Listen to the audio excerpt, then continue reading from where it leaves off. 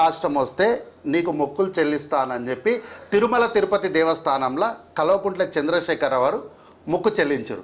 ఏ హోదాల మొక్కు చెల్లించారు? అప్పుడున్నటువంటి టీఆర్ఎస్ పార్టీ అధ్యక్షుడు హోదాల మొక్కుకున్నారు. మన అందాల పోటీలో బంగారం పెట్టినట్ట మేడం మర్చిపోయినా 33 తులాలు ఏమన్నారు కదా, ఎందులో వాట్సాప్లో చూపించారా? ఎవరికి ఇచ్చారు మేడం 33 తులాల బంగారం? ఎవరికి చెప్తారు? 33 తులాల బంగారము తెలంగాణ రాష్ట్రము అందాల పోటీలకు వచ్చిన వాళ్ళకి ఇచ్చిందా? ఒక డాక్యుమెంట్ ఇస్తారా మీరు? ఒక డాక్యుమెంట్ ఇస్తారా మీరు? ఎవరన్నా మీరు ₹1,00,000 ప్లేట్ అన్నారు, సరే దానికి కూడా డాక్యుమెంట్ ఇస్తారా ఎవరన్నా అంటే దాని గురించి ఎవరు మాట్లాడలేదు. 33 తులాల బంగారం, 33.5 అంట. ఈ నరేడికెళ్ళి వచ్చిందో మళ్ళీ 33 అనగా 34 అనగా ఈ నరేడికెళ్ళి వచ్చిందో నాకు అర్థం కాదు. గట్టిగా ప్రజలు ఎందుకు డైవర్ట్ చేస్తారు? ఎందుకు మోసం చేస్తారు? 33 తులాల బంగారం ఇచ్చినాం కదా, తీసుకురండి డాక్యుమెంట్ తీసుకొచ్చి కూర్చోండి. మీరు నిజంగా 33 తులాల బంగారం 33.5 తులాల బంగారం ఇచ్చిన నిరూపించండి మేడం. ఈ రోజు వరకు మీ పక్కన ఉన్న ఆయన ఇందాక మాట్లాడారు, ఆయన నిరూపిస్తారు. కార్తిక్ గారు ప్రభుత్వంలో ఉన్న కొంతమంది నాయకులు లేదంటే మినిస్టర్స్ ఏ స్థాయి వ్యక్తులైనా కానీ వాళ్ళు లిక్కర్ మ్యానుఫ్యాక్చరర్స్ ని భయపెడుతున్నారు. కమిషనర్ దగ్గర ఇప్పుడు 100,000 ఫైల్స్ పెండింగ్ లో ఉండిపోతున్నాయి. కమిషనర్ కూడా అసమర్థత వల్ల లిక్కర్ పాలసీలో అవకతవకలు జరుగుతున్నాయి. మేడం కదా ఇంతకుముందు అన్న నేను లిక్కర్ స్కాములకు పాత్ర సూత్రధారులు ఎవరు అని అందుకే అడిగిన. ఈ రోగము మన దగ్గరనే కాదు, ఆడ ఆంధ్రప్రదేశ్కి అంటించారు, కేరళకి అంటించారు, ఢిల్లీకి అంటించారు. వీళ్ళు గట్ల చేయడం వల్లనే పాపం ఢిల్లీలో ఒక ఆయన ముఖ్యమంత్రి కుర్సీనే పోగొట్టుకొని పాపం జైలు పాలైండు ఆయన. కాబట్టి లిక్కర్ స్కామ్లకు పాత్రదారులు సూత్రధారులు మేం కాదు. అంటే వీళ్ళు ఏంటంటే మీ పాలనలో జరిగిన విధానాలు, మీ పాలనలో ఇంటర్నల్గా జరిగినటువంటి వ్యవహారాలు అన్నీ ఏమైతే ఉన్నాయో ఈ అన్నీ కూడా ఇంతకన్నా ఏం చేస్తారు, ఇట్లనే జరుగుతుందని వీళ్ళు ఊహాలోకంలోకి ఊహా ప్రపంచంలోకి ఎట్లయితే కల్వకుంట్ల తారక రామారావు ఈ కార్ రేస్లా మళ్ళా ప్రభుత్వం మాదే వస్తుందని అనుకొని 100-110 కోట్లే కదా ఇచ్చేసినామని అనుకున్నా అని ఎట్లయితే అన్నాడు అన్ని వీళ్ళు అనుకుంటారు. రాజకీయాల్లో ఏవి అనుకోవడాలు ఉండవు, అన్నీ అడిగి తెలుసుకోవడాలే ఉంటాయి. కాబట్టి వీళ్ళ పాలన ఎట్లుందో అందరి పాలన అట్లనే ఉంటుందని అనుకోవడం వల్ల ఏదో ప్రభుత్వం 100% లేవు మేడం. మాకేం అవసరం లేదు మేడం, ఇవ్వండి, బెదిరించాల్సిన అవసరం లేదు. ఏమని బెదిరిస్తాము? మీలాగా మీరు మా టీఆర్ఎస్ పార్టీకి పైసలు లేకపోతే మీ దాన్ని ధ్వంసం చేస్తాము, లేకపోతే మీ ఫ్యాక్టరీని ధ్వంసం చేస్తామని మీరు కదా బైపోళ్ళలో బెదిరించినట్టు మాకు అట్లాంటి అవకాశాలు లేవు. నిజంగా అట్లా బ్లాక్మెయిల్ చేసి అట్లా బెదిరింపు రాజకీయాలు చేసే ధోరణి కాంగ్రెస్ పార్టీలో ఈ రోజున్న మంత్రులకు ఎవరికైనా ఉంటే చెప్పుండ్రి, నేను పోయి వాళ్ళ దగ్గర శిష్యరికం చేస్తాం. ఎందుకంటే 10 ఏళ్ల నుంచి పైసలు లేకుండా కూర్చున్నాం, అదేమన్నా దంద ఎవరైనా చేసేటోళ్ళు ఉంటే చెప్పుంటాం, వల్ల మేమన్నా నేర్చుకుంటాం. అట్లా ఎవరు లేరు మేడం. మీరు అట్లా లేకనే ఈరోజు శాసనసభ్యులు వాళ్ళ సొంత పొలాల డాక్యుమెంట్లు పెట్టి అప్పులు తీసుకొని పోతున్నారు, ఫైనాన్షియల్ తీసుకొని పోతున్నారు. తెలుసా, నాకు తెలిసిన ఒక శాసనసభ్యుడు పెళ్లిళ్ళ సీజన్ ఉంది కాబట్టి ఆ పెళ్లిలకు తన దగ్గరకు వచ్చిన వాళ్ళకి సాయం చేయాల్సిన బాధ్యత తన పైన ఉంది, డబ్బులు లేవని చెప్పి తన సొంత పొలం డాక్యుమెంట్లు హైదరాబాద్లో వేరే వాళ్ళ దగ్గర పెట్టి ఫైనాన్స్ తీసుకొని పోయిండు. ఇట్లా బెదిరించి అయితే ఫైనాన్సులు తీసుకోవడం ఎందుకుంటుంది, అప్పులు చేసే పరిస్థితులు ఎందుకుంటుంది మాకు? కాబట్టి వాళ్ళు చేసినవన్నీ అందరు అట్లనే చేస్తారు అనుకోవడం వాళ్ళ మూర్ఖత్వం. దానికి మేము చేయగలిగింది ఏం లేదు. అంటే ఇప్పుడు ప్రభుత్వంలో ఆదాయ వనరు ఏది బాగుంది అంటే గనక అది లిక్కర్. ఎక్సైజ్ డ్యూటీ ద్వారా 40,000 కోట్లు వస్తున్నాయి. ఎక్సైజ్ డ్యూటీ ద్వారా 40,000 కోట్లు వస్తున్నాయి. కొంతమంది కన్ను దీనిపైన పడింది. వాళ్ళు సొంతంగా బ్రాండ్స్ క్రియేట్ చేయాలనుకుంటున్నారు. ఏదైతే ఏపీలో జరిగిందో సొంత బ్రాండ్స్ ఇలా కొత్తగా ప్రొడ్యూస్ చేయాలనుకుంటున్నారు.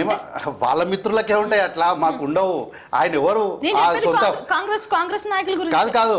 అట్లా సొంత బ్రాండ్లు క్రియేట్ చేసిన ఆయన ఎవరు? మా మిత్రుడా? వాళ్ళ మిత్రుడే కదా. 5 ఏళ్ళు మొత్తం జోగి మొత్తం రాసుకొని పూసుకొని తిరిగింది కదా. అందుకే ఆ తాలూకు పాపాలే మొన్న వాళ్ళ పార్టీలో ఎంపీగా పనిచేసి అత్యంత సన్నిహితుడు ఆయన వచ్చి వాళ్ళు ఈ స్కామ్ చేయడానికి ఏమేమి వాడినరు, ఏమేమి యాప్లు వాడినరు, ఎట్లా టెక్స్ట్ చేసిరు, ఎట్లా ఫోన్లు మాట్లాడుకున్నారని వ్యవహారం అంతా వచ్చి చెప్పారు. అందుకే ఇవన్నీ తెలిసినటువంటి వాళ్ళ నాయకురాలైనటువంటి కల్వకుంట్ల కవిత అందుకే ఇవన్నీ గ్రహించే నేను 6 నెలలు 7 నెలలు జైల్లో ఉండొచ్చినా ఇంకెంతకాలం నేను జైల్లో ఉండాలని మీరు కోరుకుంటారని ఉట్టిగా వ్యాఖ్యలు చేయలే.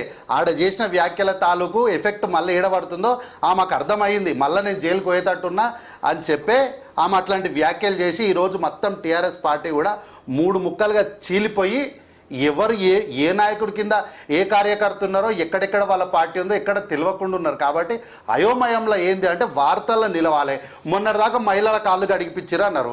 వాళ్ళ పార్టీ కార్యకర్తగా వ్యవహరిస్తున్నటువంటి ఐఏఎస్ అధికారిని అఫీషియల్గా డాక్యుమెంట్ రిలీజ్ చేశారు, మొత్తం తేలిపోయింది. ఇప్పుడు ఏం చేయాలి? మనకి ఇంకేం లేదు, వార్తలు ఎట్లా నిలబడాలి, అన్ని విషయాల్లో తేలిపోతున్నామని ఇగో లిక్కర్ మీద రాష్ట్ర ప్రభుత్వం మేము లిక్కర్ మీద ఆధారపడలేదు మేడం.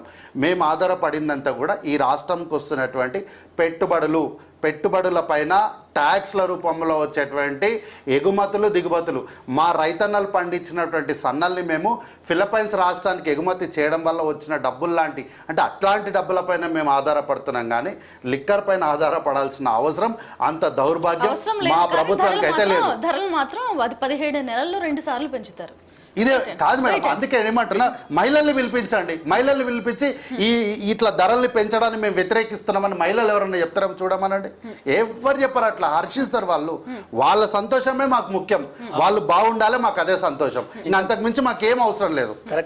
కరెక్ట్ అండి, నిజం. అన్న ఇప్పుడు లాస్ట్ లో చెప్పింది మాత్రం మహిళలు చాలా హర్షిస్తున్నారు కూడా, అమ్మేసి మరి తాగుతున్నారు మహిళలు. ఈ 16 మా హయాంలో ఏం అట్లా చేయలేదు. మీ హయాంలో అత్యధికమైనటువంటి బార్లు పెట్టడం వల్ల మీ హయాంలో అట్లా. అదే ఈ 16 నెలల్లో మహిళలు చాలా హర్షిస్తున్నారు, చాలా మెచ్చుకుంటున్నారు, చాలా గౌరవిస్తున్నారు కాంగ్రెస్ ప్రభుత్వాన్ని, కాంగ్రెస్ నాయకులని. మనం అందరం రోజు చూస్తూనే ఉన్నాం వీడియోలలో. అండ్ ఇంకోటి, అన్నగారు ఏదైతే చెప్తున్నారో ప్రతిదీ రైతులు చూస్తున్నారు, మహిళలు చూస్తున్నారు. ఉచిత బస్సు వల్ల ఎవరికి లాభం అంటున్నారు. ఆ మహిళలే తిట్టి పెడుతున్నారు. మాకు ఎందుకురా నాయన, ఎవరు అడిగిరు నిన్ను, మాకు అవసరం లేదు. మహిళలు ఓపెన్ గా ముందు చెప్తున్నారు. సరే, ఇప్పుడు మాకు అవసరం లేదన్నారు కదా, మీ వేదిక ప్రకారం మీ వేదికపై నుంచి నేను ఒక విజ్ఞప్తి చేస్తున్నా రాష్ట్ర మహిళలకు. రైతులు చెప్తున్నారు, ఒక్క నిమిషం మేడం. మీ వేదికపై నుంచి రాష్ట్ర మహిళలు ఎవరో వద్దంటున్నారు, తీసేయమంటున్నారు అంటారు కదా, ఆ మహిళలకు విజ్ఞప్తి చేస్తున్నారు. పేదలు అంటే దారిద్ర్య రేఖకు దిగువన ఉన్నటువంటి అవసరం ఉన్నటువంటి మహిళలు చాలామంది ఉన్నారమ్మా. మీకు ఎవరికైనా ఈ ఉచిత బస్సు మాకు అవసరం లేదు అంటే డీలక్స్ బస్సులు ఉన్నాయి. దయచేసి మీరు డీలక్స్ బస్సుల వినియోగాన్ని పెంచండి. మీరు తద్వారా రాష్ట్ర ఆదాయాన్ని కూడా పెంచండి. రాష్ట్రం కూడా సుభిక్షంగా ఉంటుంది. మీరు ఉచిత బస్సు ఎక్కి మీరు దాన్ని వినియోగించుకొని మళ్ళీ మమ్మల్ని తిట్టడం ఎందుకు?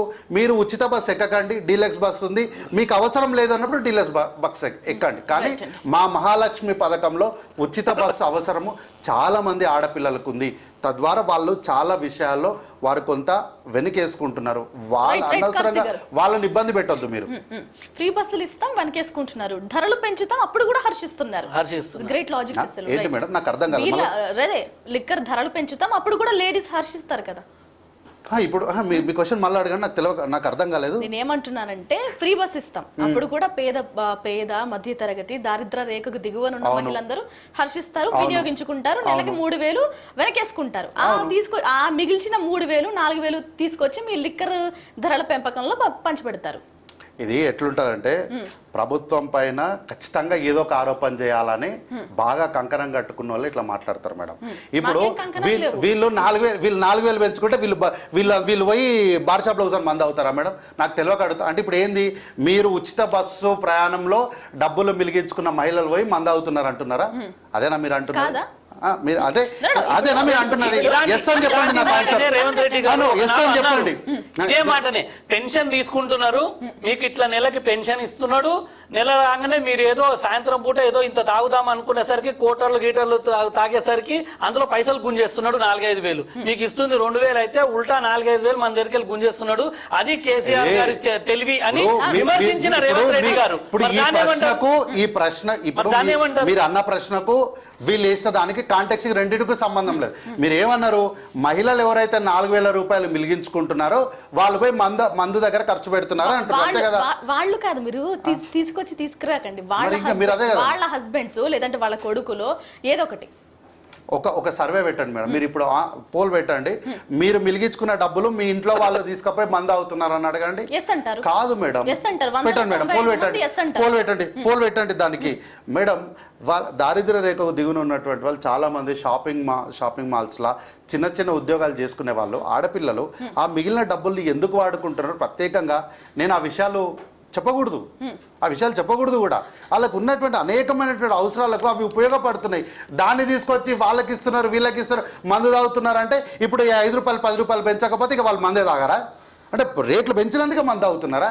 ఇది ఏంది మేడం? ఇది ఎక్కడ ఫార్ములా? ఎక్కడి నుంచి వస్తాయి ఇట్లాంటివన్నీ? నాకు అర్థం కాక అడుగుతా. 10 రూపాయలు ఇప్పుడు ఏదో 1.5 రూపాయి పెట్రోల్ పెడుతుందంటే ఇంకా జీవితంలో మనం పెట్రోలే పోయాము అన్నట్లు. ఆ